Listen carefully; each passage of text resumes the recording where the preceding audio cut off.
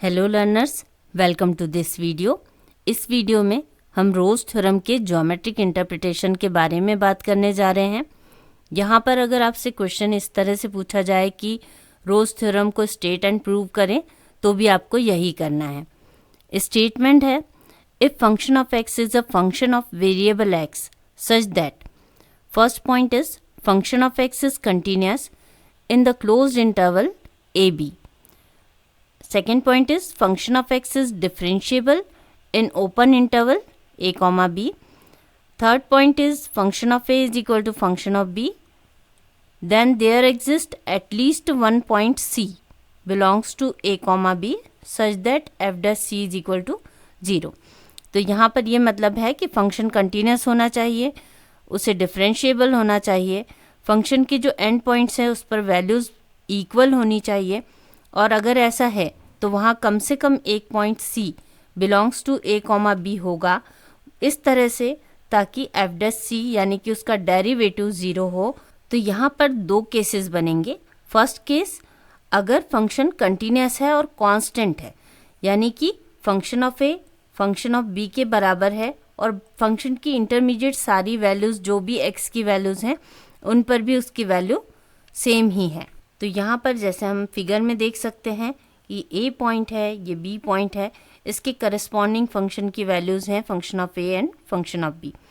इसके बीच में जो भी पॉइंट्स हैं उन सब पर भी फंक्शन की वही वैल्यू है, तो इसे हम कांस्टेंट फंक्शन कह रहे हैं।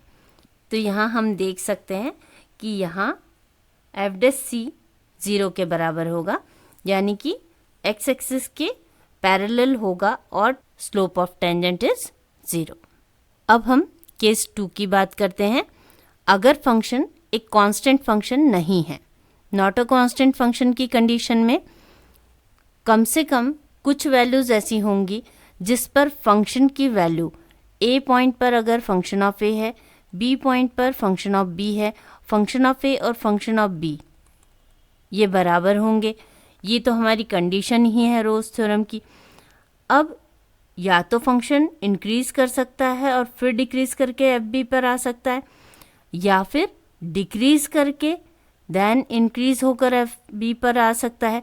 तो इस तरह से अगर कहीं भी फंक्शन मूव करता है, क्योंकि ये कंटिन्यूस फंक्शन है, तो हमें कम से कम एक पॉइंट ऐसा मिलेगा, जैसे यहाँ पर सी पॉइंट है, जिस पर स्लोप ऑफ टेंजेंट 0 हो जाए, यानी कि f dash c is equal to 0 हो जाए। और हो सकता है फंक्शन नीचे से ऐसे जाता, यानी कि पहले डिक्रीज़ होता देन इंक्रीज़ होता, तो हमारे पास यहाँ कोई पॉइंट मिलता है जिस पर स्लोप 0 हो जाता। सिमिलर मैनर में अगर हम इस फिगर को देखते हैं, यहाँ पर हमारे पास a और b पॉइंट है, इन पर corresponding values function of a और फंक्शन ऑफ b जो कि आपस में बराबर हैं।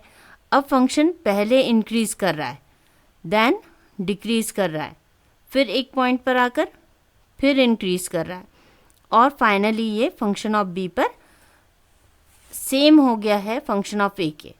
तो अब यहाँ पर जो फंक्शन ऑफ c है, आप देख सकते हो कि यहाँ पर स्लोप ऑफ टेंजेंट 0 है, इसी तरह से फंक्शन ऑफ d पर भी 0 है, इसी तरह से फंक्शन ऑफ e पर भी 0 है, क्योंकि यहाँ पर टेंजेंट जो बन रहा है वो पैरेलल टू x एक्सिस है।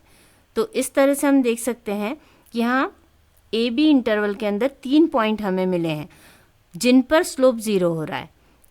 ऐसा एक भी पॉइंट अगर हमें मिल जाता है तो रोज़ थ्योरम सेटिस्फाई हो जाती है। तो इससे हमें ये समझ में आता है कि अगर एक फंक्शन कंटिन्यूस है क्लोज्ड इंटरवल ए बी में, डिफरेंशिएबल है ओपन इंटरवल ए बी में, तो वहाँ कम से कम एक पॉइंट सी ऐसा बिलोंग करेगा जिस पर वैल्यू 0 हो जाएगी डेरिवेटिव की, यानी कि f dash c is equal to 0। तो इस तरह से हमने रोज़ थ्योरम का ज्योमेट्रिक इंटरप्रिटेशन देखा। नेक्स्ट वीडियो में इस पर बेस्ड कुछ क्वेश्चंस देखेंगे। Thanks for watching.